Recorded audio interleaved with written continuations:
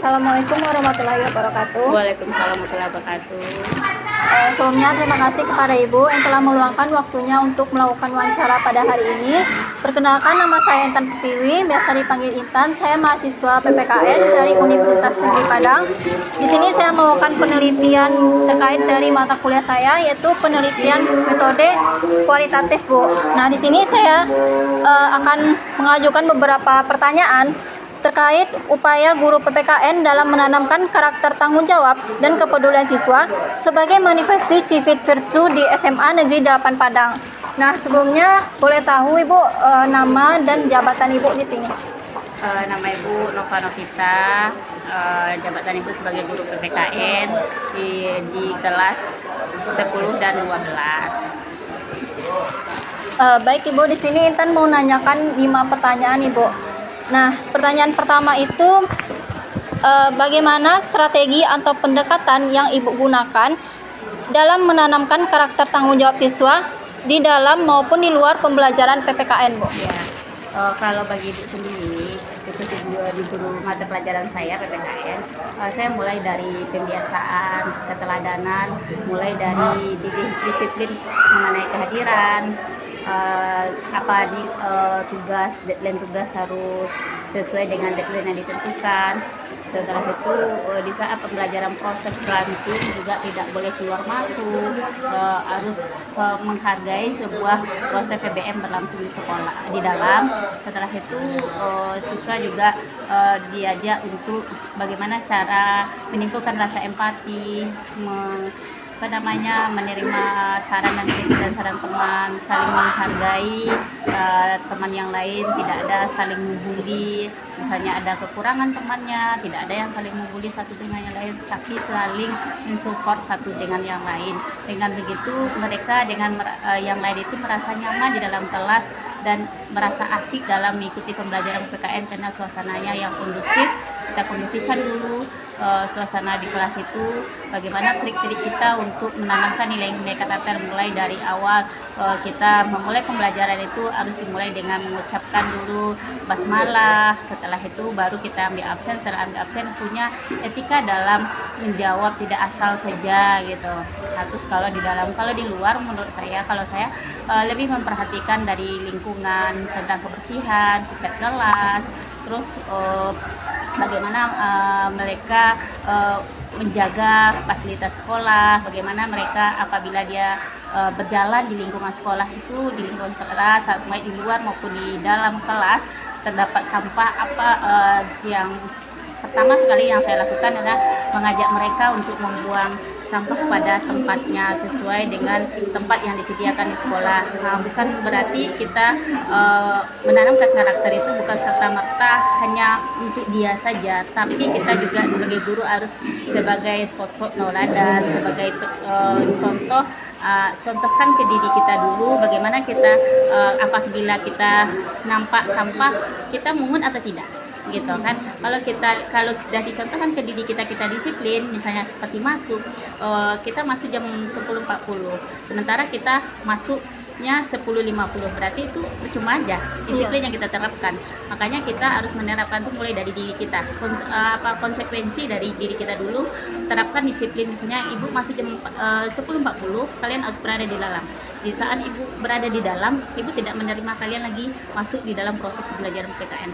Dengan begitunya awal mulai dari keterpaksaan, tapi dengan berlangsungnya secara terus menerus dia menjadi biasa. Dengan seperti itu, kalau dia sudah disiplin, mulai dari kehadiran, berapa dia tidak hadir, 3 kali dia tidak hadir, berarti nilainya tidak ada tuntas diberikan. Nah, itu salah satu kaitannya dengan penilaian.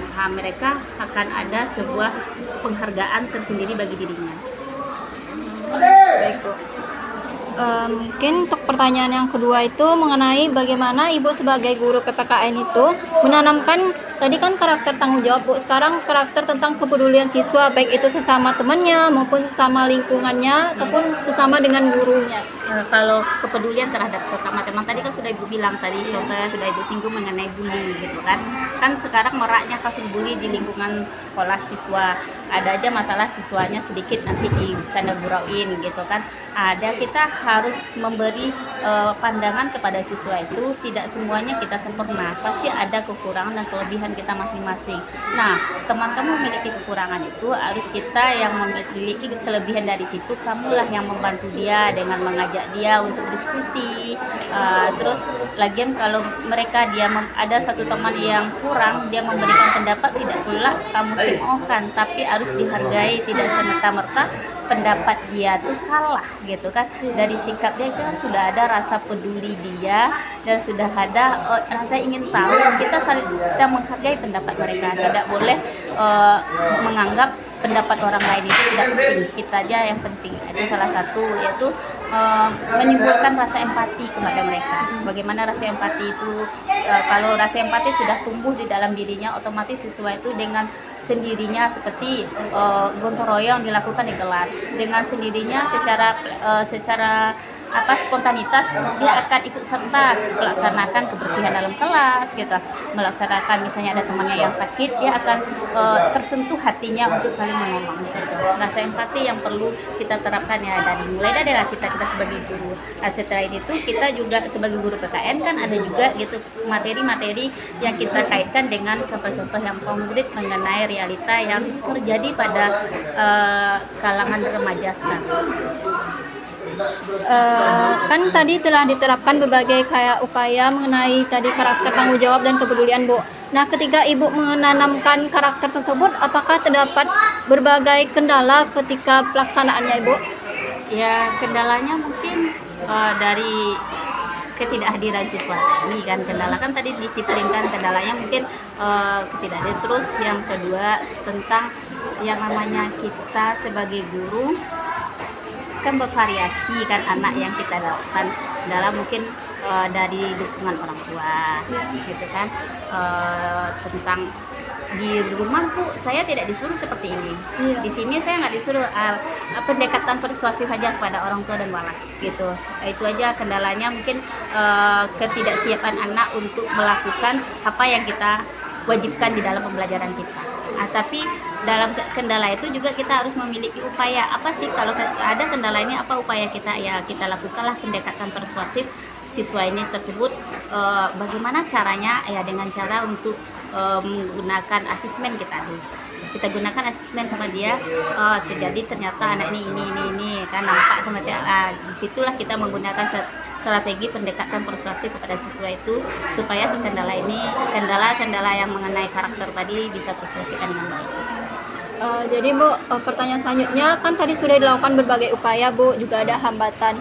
Nah, dari upaya yang Ibu gunakan tadi itu apakah sudah mencapai keberhasilannya, Bu?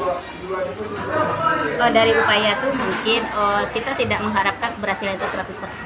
Mungkin sekitar 50% sudah mencapai karena kita sudah ada melakukan kolaborasi antara walas, guru BK dan orang tua. Itu salah satunya kata capaiannya. Mungkin kita tidak mengharapkan 100% sih, tapi setidaknya adalah suatu perubahan ke hal yang baik.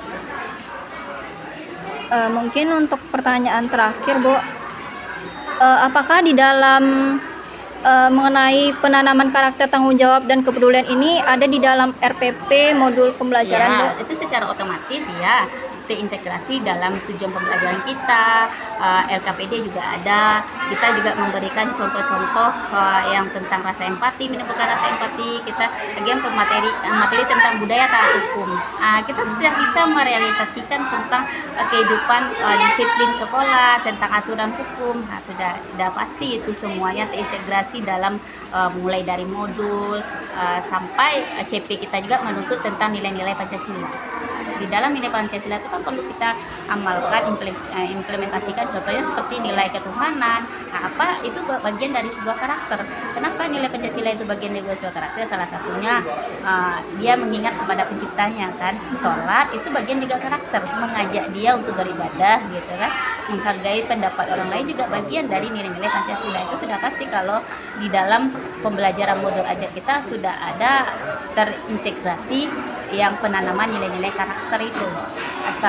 Beberapa elemen, ada 4 elemen, mulai nilai elemen Pancasila, Undang-Undang, NKRI, hampir semuanya itu ada integrasi dalam penanaman karakter. Lagian pun di sekolah juga ada program tentang penanaman karakter, mulai dari awal kita pembelajaran terwujud dalam nilai Pancasila. Yang sila pertama itu membaca Al-Quran, berdoa, membaca Al-Quran, baru kita mulai PBM. Kalau tidak bisa, misalnya Al-Quran yang gak ada, ya bagaimana cara kita untuk menyuruh anak itu ya baca aja Al-Fatihah atau surat ayat kursi untuk mengingatkan dia sebagai pencipta. Itu kan sudah ada nilai-nilai. Iya. Jadi kan sudah dijawab 5 pertanyaan terkait mengenai upaya guru PPKN. Atau satu lagi seperti empati itu kan, kayak ada temannya yang meninggal atau ada yang sakit kan, ada sebuah sumbangsi, itu salah satu wujud, salah satu cara untuk menanamkan karakter rasa peduli. Ya kan, ada nanti ada yang meninggal, nanti pengumpulan uang seberapa adanya. Sebenarnya itu tuh kan sebuah pembelajaran dia meningkatkan rasa peduli dia terhadap lingkungan. Baik Bu, mungkin kan kita sudah menjawab, Ibu sudah menjawab 5 pertanyaan yang sudah saya berikan terkait tentang upaya guru PKN Bu. Jadi sekian wawancara dari saya Bu. Terima kasih atas jawaban yang Ibu berikan. Jawaban ini berguna untuk nanti sebagai data dari penelitian kualitatif saya Bu. Terima kasih atas waktunya Ibu. Saya ucapkan Assalamualaikum warahmatullahi wabarakatuh. Semoga sukses ya.